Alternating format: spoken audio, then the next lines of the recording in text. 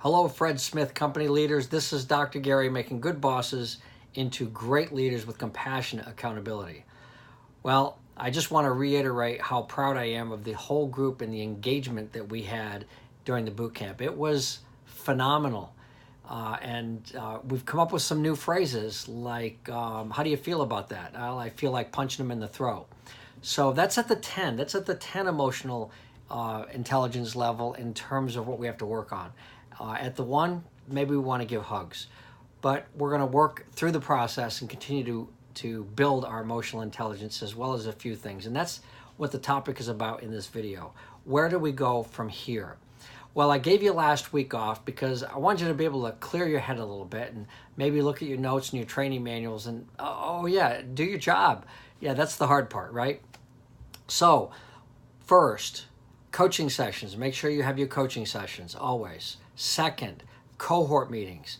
I will send you in this email a copy of the cohort minutes that you can use. So what's the topic? Well, the topic for the cohort is to talk about your one thing, emotional intelligence and coaching, which is the items of theme for this month and for the stories.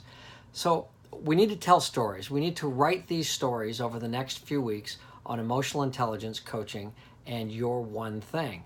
So what does a story look like? Well, I pulled one out just so that we can look at it, and here's a short story that I'm going to read to you so that you can see the kinds of things that people write.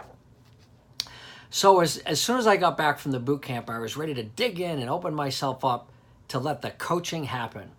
Opportunity is all around me, and I know we are very busy, so this should be a piece of cake, right? Wrong. My first opportunity came on a job site with one of our superintendents. Early one morning, I could tell the superintendent was already up in arms over a conversation he had had that morning with the general contractor. He explained the issue to me, and it became clear that the general contractor was placing a problem on his shoulders that was not his responsibility. When I asked him what he decided to do, he said he agreed to take on the additional work rather than argue. Okay. Now, armed with all of the knowledge of the boot camp, 6 books, the coaching that I learned, my first reply was, why would you do that? Well, this immediately put him on the defensive, and the coaching session was over. I felt terrible, and I was very confident that I would get more opportunities to coach in the near future. I will do better next time. I must be more patient and remember not to ask why the way I did it that put him on the defensive. So, back to the coaching drawing board for me.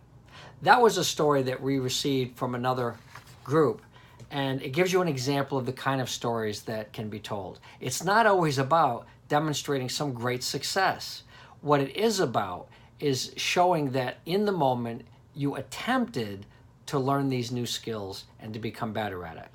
Now, over the months, this person has done better as he's moved through the process and learned how to ask better questions, like what was behind that decision for you to take it on rather than argue. Because there may have been 100 other things going on between that superintendent and the general contractor's project manager that caused them to take that on at the time.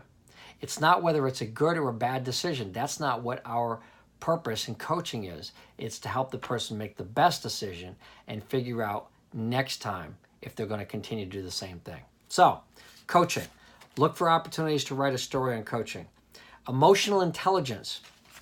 Now, on somewhere around page 5 or 6, my IQ strategies. Here's an example of my IQ strategies on that page. You can see there's 3 strategies here, and this person's area of improvement is right there.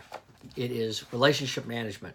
So I thought that I would point out the first strategy talks about what brings the score down, and it says not being open and willing enough to explain yourself to others. So what's the area of improvement? Explain your decisions, don't just make them.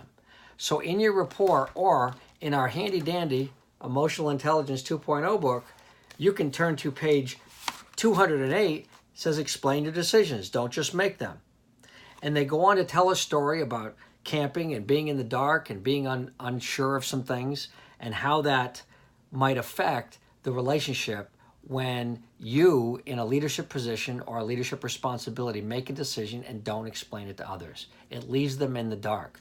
I found this example interesting because it was about camping, and when they talked about waking up and seeing all the beautiful nature and so on, that's not what I remember in the desert when I was in the Army, but let's not worry about that. Okay, the final thing is your one thing. So work on that, by the way, work on that one story with emotional intelligence and work on your strategy. And if you work on your strategy, sometimes it might be just self-awareness in the moment when you came up with something.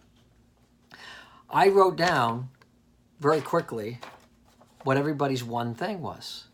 So Justin's was to slow down. Carla was some more patience and listen. Bailey, get some perspective. Jason, get to know others. Mike, offering ideas. Jackie, drill down into information and understand self-awareness. Hannibal, know myself. Jess, organize. Get out of quadrant 1 all the time to coach others. Wall, have some faith in people and respect the differences. Jonathan, work on self-awareness. Chad, strengths. Bring out the strengths of others. Okay. Elliot, help others solve problems. Again, coach. Gray, be patient and listen and not just jump in and yank out the nail. And read, listen, and ask questions. So as we hear some themes there around self-awareness and coaching, you can hear that we've got some consistent things for you to work on, and you can work on them with each other in your cohorts and with your coaches. And of course, we're waiting for Yana and Jeremy, since they unfortunately had their safety incidences and were out of the room. But Bill is working on getting their one thing, and they'll have the opportunity to present. So, in summary, typically these won't be this long, but in summary, from the boot camp, what do we have to do? Well, July 11th, it is July, let me look, absolutely, July 11th, we're getting together for our first mini camp.